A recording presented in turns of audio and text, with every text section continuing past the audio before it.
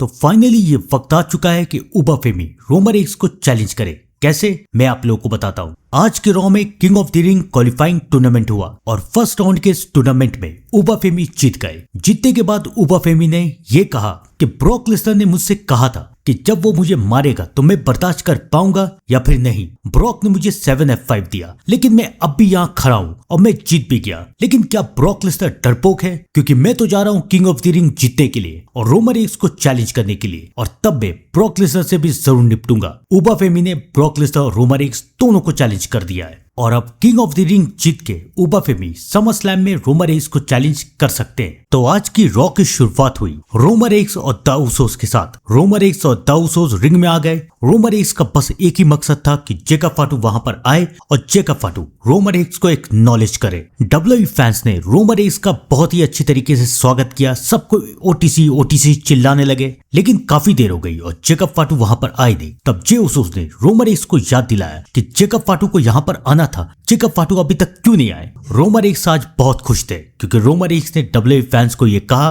कि आज का दिन उनके लिए बहुत अच्छा है, क्योंकि एक्नॉलेजमेंट डे से बढ़कर उनके लिए कुछ भी नहीं है। और उसके बाद रोमन रेंस जेकब फाटू को बुलाते हैं। जेकब फाटू वहां पर आते हैं। जेकब फाटू काफी गुस्से में थे, अपसेट थे। जेकब फाटू रोमन रेंस के पास गए।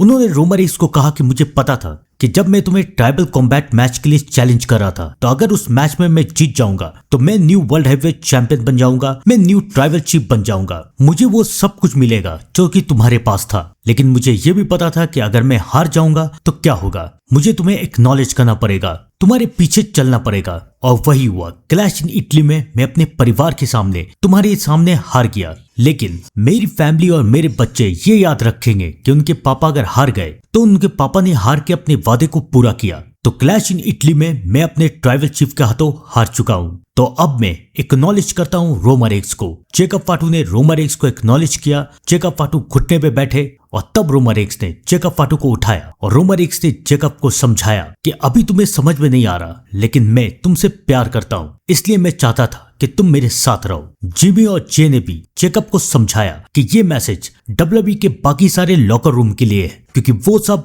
अलग अलग है, लेकिन हम सब सिर्फ एक है, वी द वंस। और उसके बाद जेकब फाटू ने भी ये साबित कर दिया कि अब वो रोमन रेंस की ब्लड लाइन का हिस्सा है। रोमन रेंस अपनी पूरी टीम को लेके, अपनी पूरी ब्लड लाइन को लेके वहां से चले गए। लेकिन सवाल अब भी वही है, रोमन रेंस का नेक्स्ट चैलेंजर कौन बनेगा? नाइट ऑफ चैंपियंस में रोमन रेंस के सामने कौन खड़ा होगा? तो अभी के टाइम में अगर डब्ल्यूडब्ल्यूई को देखा जाए तो अभी डब्ल्यूडब्ल्यूई में सिर्फ एक ही ऐसा सुपरस्टार है, या मैं कहूं कि दो ऐसा सुपरस्टार है जो कि रोमन रेंस को चैलेंज कर सकता है। उनमें से एक का नाम मैं आप लोगों को बताता हूं। उनमें से एक और कोई नहीं है बल्कि है the beast incarnate Brock Lesnar. Brock Lesnar जिसने उबा फेमी को हरा के ये साबित कर दिया कि ब्रॉक लेसनर को रोकना किसी के लिए भी मुश्किल ही नहीं, नामुमकिन है। और ब्रॉक लेसनर और रोमन रेंस का मैच पहले ही काफी अच्छा जाता है। तो नाइट ऑफ चैंपियंस में ब्रॉक लेसनर रोमन रेंस को एक बार फिर वर्ल्ड हेवीवेट टाइटल के लिए चैलेंज कर सकते हैं। और अगर ये मैच हुआ तो ये डब्ल्यूडब्ल्यूई का वन ऑफ द बिगेस्ट और सबसे अच्छा मैच बनेगा। तो आपको क्या लगता है, क्या ये मैच होगा या फिर नहीं? और क्या ब्रॉक लेसनर और रोमन रेंस का एक बार फिर से मैच होना चाहिए? कमेंट में जरूर बताइएगा। तब तक के लिए thank you and good bye.